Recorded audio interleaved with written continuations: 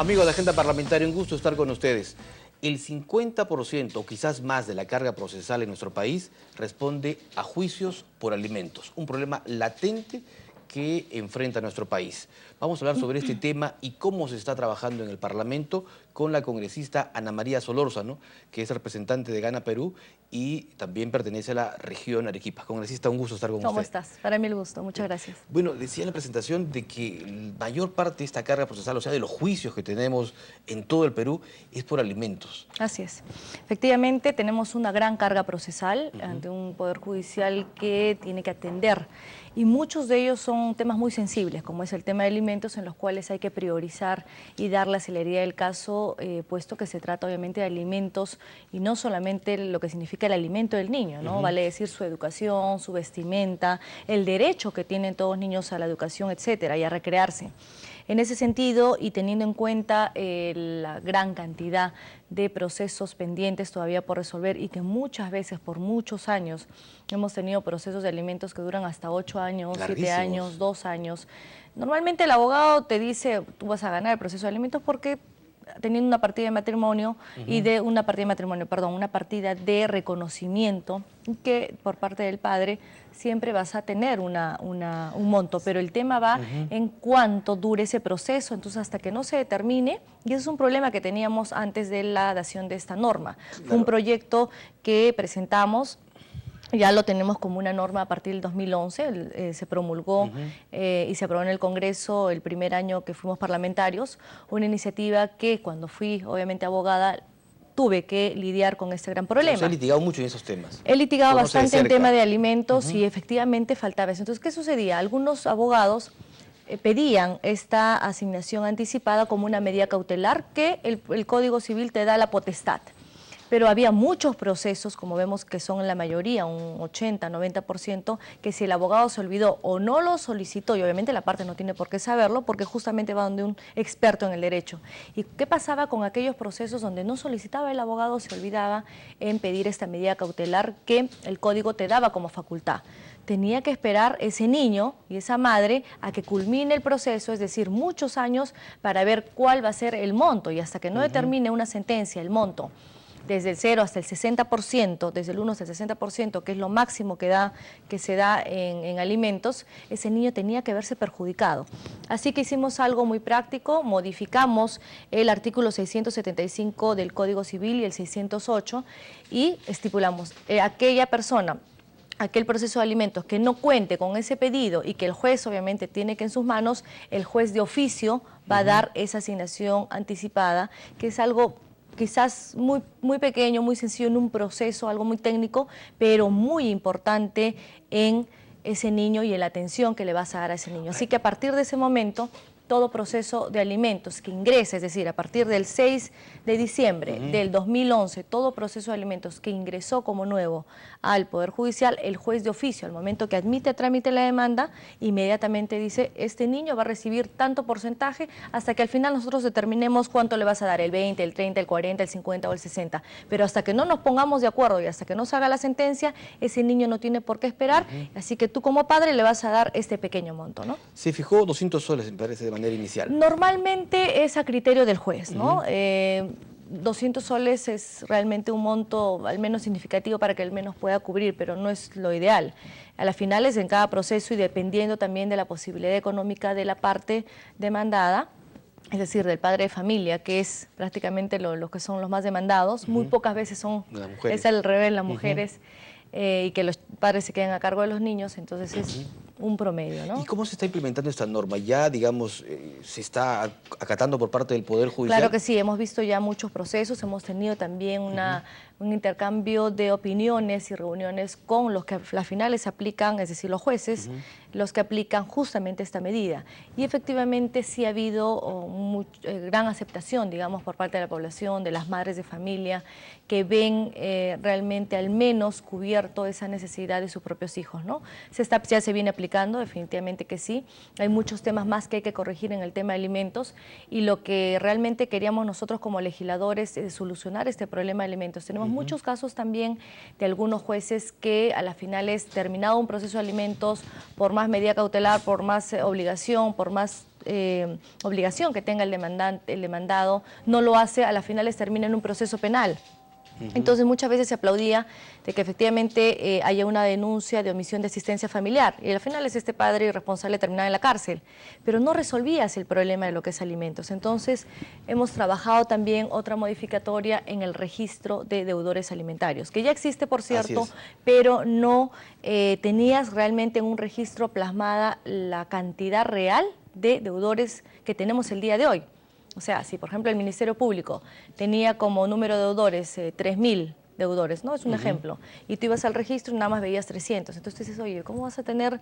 ¿Cómo vas a transfería esa información no se suponía al registro, que después que ya no claro, cumples tu demanda de alimentos en la vía civil, ya tenías tú que estar acá en esta lista para saber si el Ministerio Público te está tramitando ahorita por delito de omisión de asistencia familiar? Entonces, esa incongruencia de la realidad y de lo que realmente tenemos, hemos también presentado una modificatoria, eso recién se va a ver, el registro de deudores alimentarios, para tener realmente el control. Entonces era fácil ingresar, es más, cualquier persona que quiera saber si fulanito de tal, que tú le quieres dar trabajo y quieres de repente saber si es una persona que debe, al igual que hacen los bancos, o tiene una deuda, o qué sé yo, tiene un problema judicial, ingresas a este registro que sea totalmente público y sabes si esta persona realmente le da, es irresponsable o no con su propia sangre, con su propio hijo.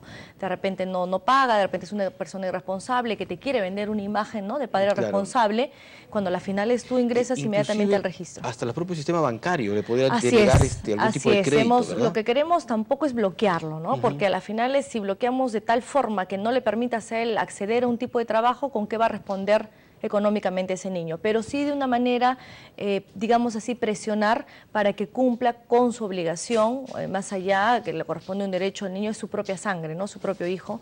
Y tenemos muchos casos, tanto en la carga procesal, en el Poder Judicial, como mujeres de que incluso ni siquiera van a un Poder Judicial porque no creen en la justicia, ¿no? Creen que son procesos largos y que no se les va a atender inmediatamente y prefieren ellas hacerse cargo de sus propios niños. ¿La conciliación qué tanto ha avanzado en este tema del alimenticio?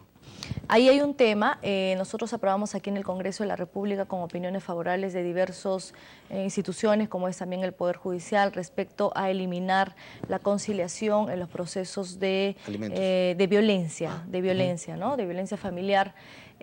Hablamos mucho y lo discutimos en el Pleno del Congreso, pero posteriormente las audiencias que hemos tenido, sobre todo en Arequipa, con quien he conversado con los magistrados de mi región, ellos lo que nos manifiestan es que esta imposibilidad ahora de conciliación bloquea muchas posibles conciliaciones y ellos estarían incrementando en un 60% de lo que es la carga procesal. O sea, no le hace el espacio para que en esta instancia las cosas se arreglen, ¿no? Son dos puntos de los cuales hay que seguir debatiendo. Es cierto también que ha incrementado la carga procesal, pero también es cierto, y hemos defendido nosotros también en el Pleno del Congreso, que en tema de violencia no puede haber conciliación. Es decir, después de golpes, ¿no?, después de golpes hacia la mujer, de esta agresión que es reiterativa, permitas todavía conciliar y que los procesos no sigan caminando a la misma par del ministerio que lleva el Ministerio Público. Entonces, hay dos temas respetables. Como he dicho, nosotros aprobamos en el Parlamento, pero también es válida esa observación que también habría que verla en su momento. Congresista Solórzano, permítame que un poco usted pueda explicarle, además como abogada que es usted, a los televidentes, en especial a las mujeres que están en estos juicios por alimentos, de este proceso que usted nos decía puede durar hasta 2 a 8 años, pero, por ejemplo, en todo este trayecto, en todo este proceso, si bien van recibiendo esta pensión anticipada, provisional de 200 soles, ¿cómo se establece el monto final, digamos, del sueldo que debe destinar un hombre hacia sus hijos? A ver, la norma te habla hasta el 60%, ¿no? Normalmente el proceso de alimentos, no estamos hablando de filiación, porque cuando hablamos de filiación necesitamos el reconocimiento del ADN. Estamos hablando de alimentos donde ya está el niño reconocido con su partida de nacimiento, está firmado, el papá firmó. Y el papá firmó y lo reconoció, este es mi hijo, ¿ok? Entonces, para ubicarnos. Lo que hemos hecho, ahora, una acotación al tema de filiación, lo que hemos hecho es, muchas mujeres terminado el trámite de reconocimiento de hijo, exigió, ella pagó el ADN, etcétera, y a la final sí es el niño, obviamente que ella decía que era del padre, tenía que estar otra vez peleando en el Poder Judicial, después de haber 1 año y medio de peleado que dura el proceso, ¿no?, a la práctica, otra vez pelear 2, 3 años más por el tema de alimentos. Entonces lo que hemos hecho es de que en el mismo proceso de alimentos, una vez que inmediatamente salga la sentencia, sí, ¿para qué esperar y para qué hacer que la madre nuevamente con esa sentencia vaya a pelear al Poder Judicial otro proceso? Entonces el juez ya tiene la sentencia y dice, sí, efectivamente, el reconocimiento del ADN y la sangre es su hijo. Ok, entonces inmediatamente usted, señor, está obligado a darle alimentos, para no hacer que la parte haga algo lógico. Acelerar todo. ¿Para qué a la final les pides esto? Para que el niño pueda recibir alimentos. Entonces, eso también obviamente está dentro de lo que es la economía procesal, de la celeridad y del acceso a la tutela que nosotros tenemos. Justamente el Poder Judicial es el que a las finales administra justicia, pero con economía procesal. No cargar tantos procesos cuando a las finales ya sabemos de un derecho que debe ser obviamente seguido, ¿no? Así es. Y a la pregunta que tú ibas, justamente en la demanda de alimentos, cuando recién se inicia la demanda de alimentos, el juez de oficio admite a trámite, sí, cumple con los requisitos, se admite a trámite la demanda, y también vamos a dar de oficio, porque este expediente no solicitó esa medida cautelar de asignación anticipada, pero como ahora tenemos esta ley, ¿no?, la 29.803, entonces yo de oficio, esta ley me obliga a mí para que yo como juez de oficio dé esta asignación anticipada, y vamos a ver. Entonces en ese momento el juez hace una calificación también de quién es la otra parte, a quién se le está demandando. Hay muchos casos de personas que no tienen trabajo, no hay planillas, digamos así, trabajan esporádicamente, pero eso no los excluye. Claro. Que por más que no tengas tú un trabajo... con esa responsabilidad. Así vayan muchas personas, incluso a mí me ha tocado ver casos de personas que tienen hasta 3 compromisos. Un proceso de alimentos con una, otro proceso de alimentos con otra, y con la tercera sí convive y tiene también un niño y tiene que cumplir a las 3, pero el hombre es... siete oficios, digamos, ¿no? O sea, busca sus cachuelos, trabaja, trata de vérselas en el día, bueno, con un lenguaje. En ese caso, ¿cómo se distribuye? En ese caso no lo excluye de responsabilidad. Lo que ahí podríamos ver es una acumulación de pretensiones, y la jueza obviamente tiene que conocer todas las obligaciones que tiene, porque también sería injusto que conozca de un solo proceso y le diga, ok, a ti te va a dar el 50% de lo que él pueda obtener en el mes. ¿Usted qué hace, señor? Bueno, más o menos un promedio de 500, 600 soles mensuales. Entonces usted le va a pasar 100, 150 a tal niño, o la mitad, digamos. Pero la jueza tiene que conocer las otras pretensiones también.